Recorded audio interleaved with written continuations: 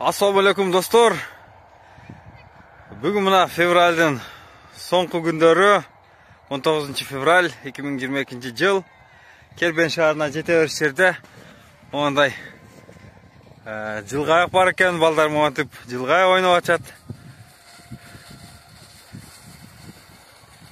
Kerben şaharına jete berişerde mo Teken'in алдында экен. O yerde kişiler şaşlık bışırıp, ес алып, дем алыш күндөрү отурса болот экен. Болгону машина койгонго парковка жок экен да.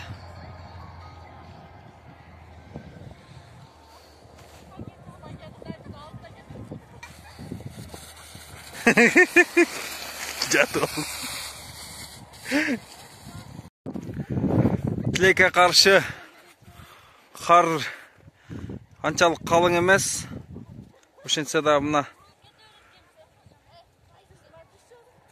көпчүлүк келип ушул жерде